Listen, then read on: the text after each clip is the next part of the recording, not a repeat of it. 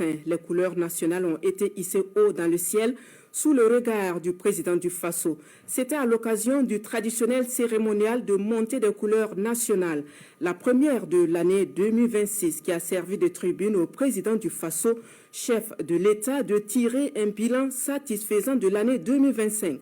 Le président du Faso, le capitaine Ibrahim Traoré, salue l'ardeur au travail du personnel administratif, de l'ensemble des serviteurs du peuple et des forces vives de la nation, tout en les exhortant à plus d'engagement pour 2026.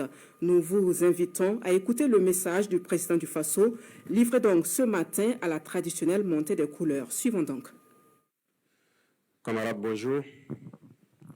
J'espère que tout un chacun s'est très bien réveillé ce matin. Dernière semaine du premier mois de l'an 2026. Donc je profite à souhaiter à toutes et à tous bonne et heureuse année 2026. Je vous souhaite à vous, à vos familles, à vos proches, beaucoup de santé pour cette année, beaucoup de chance dans tout ce que vous entreprenez et beaucoup d'abnégation, beaucoup d'ardeur au travail. Et je sais que l'endurance, l'allure de ces 3 années passées n'est pas simple. Vous avez appris à travailler sous pression. La pression va continuer. Et tenez bon, attachez les ceintures. J'aime caricaturer avec les membres du gouvernement pour leur dire qu'en 2026, actuellement, c'est comme un avion qui est donc en bout de piste. Et nous allons mettre les pleins gaz pour atteindre en fin d'année ce que les pilotes appellent V1. Ce qui veut dire qu'il y aura encore plus de pression pour 2026. Et donc, tenez bon, attachez les ceintures. Je tiens aussi à vous féliciter pour tout ce qui a été fait durant 2025, mais surtout durant donc, ces 3 années. Et je pense que les résultats parlent d'eux-mêmes. Et c'est ce qu'il faut regarder dans le passé et s'armer de courage pour ce que nous devons faire pour le futur.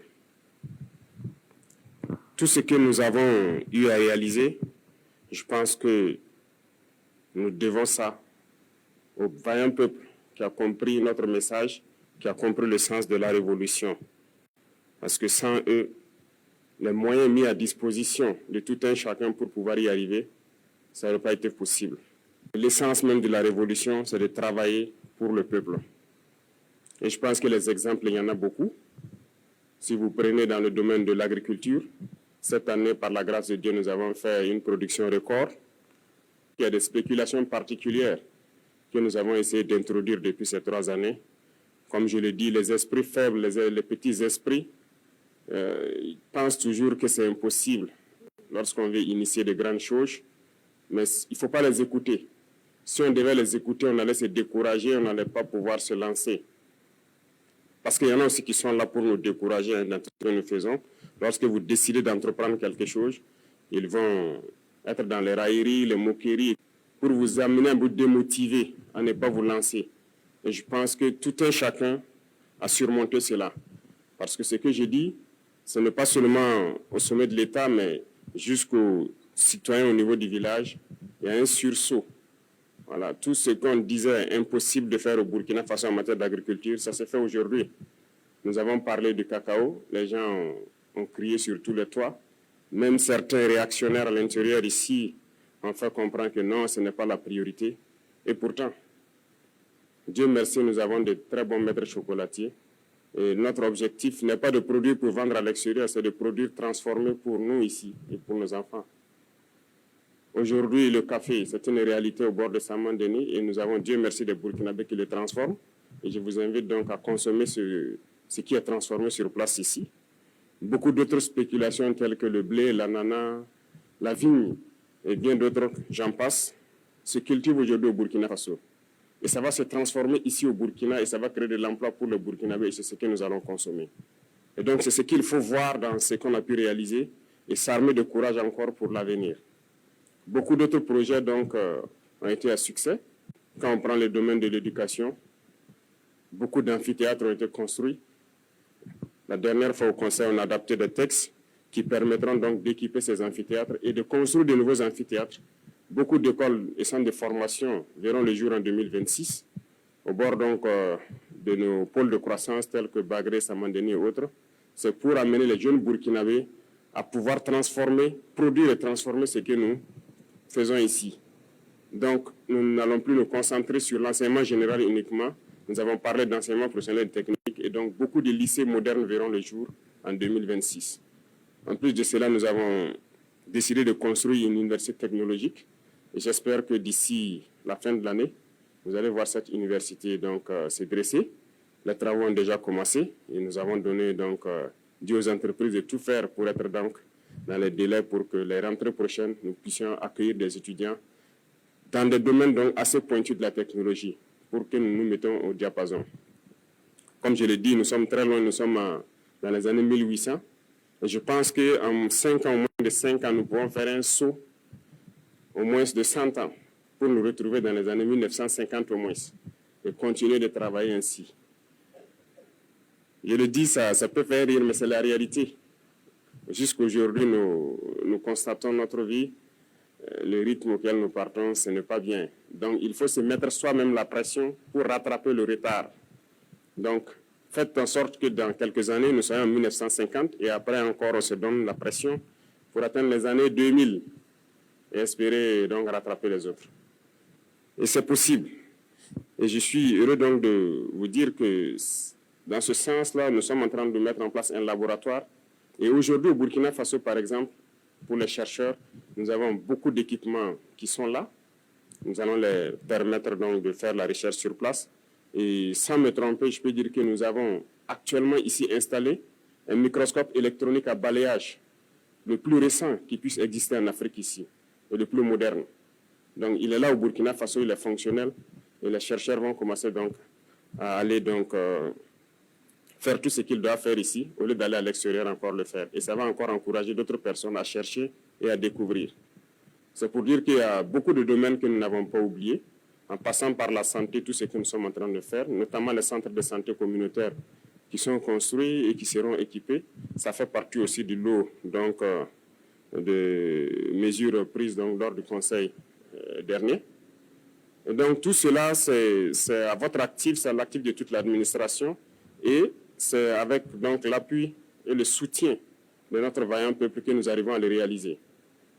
L'initiative Faso Merbo, qui est devenue une agence aujourd'hui, alors lorsque nous entamions l'autoroute, certains doutaient parce que c'est un projet qui est là depuis plus d'une décennie. Bien sûr, nous avons trouvé le projet et lorsque nous avons donc cherché à comprendre même le projet, c'était une autoroute de 2 fois 2 voies. Et les entreprises, en majorité étrangères, qui avaient fait des propositions, les moins chères étaient, je pense, 1032 milliards pour faire les 2 fois 2 voies. Et donc, on nous proposait de nous financer pour pouvoir le réaliser en 10 ans pour les délais les plus courts. Il faut être conscient. Pour nous condamner les générations qui ne sont même pas encore nées à des prêts de 50, 60 ans pour construire une autoroute de 2 fois 2 voies qui sera dépassée dans peu de temps. Lorsque nous avons voulu savoir si c'est 4 fois 2 voies, certains même se sont moqués de nous, certains entrepreneurs, ils n'y croient pas. Dans un tel pays, 4 fois 2, c'est pas raisonnable. Certains ont dit que ça devrait nous coûter plus de 3 000 milliards. Mais comme je dis, dans la révolution, c'est la responsabilité, c'est la conscience. On ne va pas rentrer dans ces schémas. Voilà pourquoi nous avons décidé de le faire nous-mêmes, parce que nous avons confiance en nos jeunes ingénieurs, nous avons confiance au potentiel des Burkinabés. Nous avons donc cherché des équipements de tout ordre. Aujourd'hui, sur ce chantier, je peux dire que le chantier il est unique en Afrique. Il n'y a pas un chantier d'autoroute pareil qui mobilise autant de monde, autant d'équipements. Il n'y en a pas. Les travaux de nettoyage, il y a plus de 100 bulldozers sur ce chantier. Et je ne vois pas pareil. Je m'étais donné 2 mois pour qu'ils puissent finir le nettoyage. Et je pense qu'ils ont tenu le pari. Nous sommes à 40 jours, ils ont déjà fait plus de 70% du nettoyage. Et le 15 février, s'il plaît à Dieu, ils auront fini. Ce qui veut dire que le rythme aussi, il n'y en a pas pareil en Afrique. Et nous allons finir, c'est un défi, nous allons finir dans un délai que personne ne va croire. parce que nous avons déjà tout à notre disposition. Toutes les machines, tout le nécessaire est là. Il ne nous reste que le carburant et le bitume à payer. Sinon, tout le nécessaire est là. Ce qui veut dire que nous allons poursuivre parce qu'il y a beaucoup d'autres autoroutes qui doivent être lancées en 2026 et dont les travaux doivent commencer également. Les infrastructures, c'est une priorité. Ça aide tout le monde, que ce soit les populations civiles, les forces armées, les forces de sécurité intérieure. Tout le monde a besoin d'infrastructures routières. C'est pour dire qu'il faut se concentrer sur ces acquis-là, voir qu'est-ce que nous avons pu réaliser et se projeter dans l'avenir. C'est comme je l'ai dit, maintenir la pression. Et je pense que 2026, il y a tellement de grands chantiers qui doivent commencer et vous devez maintenir ce cap-là pour qu'on puisse réussir le pari. Les gens continueront à nous démotiver. Hein. Les impérialistes, ils ne manquent jamais de tours dans leur sac. Ils vont continuer à communiquer pour ternir l'image, pour nous démotiver. Il ne faut pas les écouter. Il y a aussi ces individus esclaves de salon-là qui ne peuvent jamais changer. Je l'ai dit, eux, c'est comme une malédiction qui les poursuit. Peu importe ce que vous ferez. Génétiquement, ils sont esclaves. Congénitalement, ils sont aliénés. Ils ne peuvent que suivre ce que les impérialistes disent. Montrez-leur le soleil en plein jour, ils vous diront qu'il fait nuit. Donc c'est une malédiction. Et ils vont continuer à vous décourager, à parler. Mais le plus important, c'est ce que vous faites. La réalité est là et on avance. C'est ça le plus important. Pendant qu'ils sont en train de faire les railleries, leurs moqueries, nous, on crée des usines, on crée des infrastructures, et on crée de l'emploi, on produit et on se sent bien. C'est le plus important. Donc, j'invite tout un chacun à faire comme le vaillant force de défense, la force de sécurité, les vaillants VDP. Vous voyez, les impérialistes, certaines ONG, des je ne sais quoi, ont tenté tout pour saper leur morale. Ont tenté tout, ont écrit, ont intimidé, ont menacé. Mais ils avancent sereinement sur le terrain. Aujourd'hui, certains peut-être sont fatigués, ils ne parlent plus d'eux, parce que le résultat est là. Nous avançons et il y a des zones où nous avons déjà atteint les limites de la frontière comme on le souhaitait, en train d'être sécurisés. Sur le terrain, ça se passe très bien. Donc faites comme eux et c'est le lieu pour moi donc de les rendre hommage et de les inviter à continuer ce combat. Et tous ceux qui sont sur les différents chantiers, je parlais tout de suite de façon mémo, c'est le lieu pour moi de les féliciter, de les encourager, parce que c'est historique ce que nous faisons et c'est unique en Afrique. Et tout un chacun qui a la chance de participer à cela, et je pense qu'il doit en être fier. Et tous ceux qui ne sont pas encore entrés dans la danse, que vous soyez ingénieur et que vous pensez pouvoir apporter quelque chose, je l'ai dit, allez-y, apportez votre pierre parce que demain, on dira ce sont ceux-là qui ont construit ces infrastructures pour permettre au Burkina Faso d'être au niveau où il est. Donc, merci beaucoup. Je vous souhaite encore bon courage parce que le courage, vous en avez tous besoin. Le courage, vous en avez besoin pour transcender tout ce qui peut se dire. Bon courage à tous pour 2026. Je vous souhaite bonne chance encore dans tout ce que vous menez parce que vous en avez besoin. Et je souhaite que la santé soit au quotidien pour vous, pour vos familles, pour vos proches, pour vous permettre de travailler avec la tête libre. Merci beaucoup. Je vous souhaite une très bonne semaine et à très bientôt, s'il plaît à Dieu. Voilà, vous venez d'entendre le président du Faso qui s'exprimait à la faveur de la traditionnelle montée des couleurs ce jour 26 janvier 2026 au palais présidentiel de Koulba. Nous sommes à présent à la primature. Le chef du gouvernement a reçu en audience les responsables de la Banque postale du Burkina Faso qui ont fait le bilan de l'institution financière en 3 ans de fonctionnement sur le carnet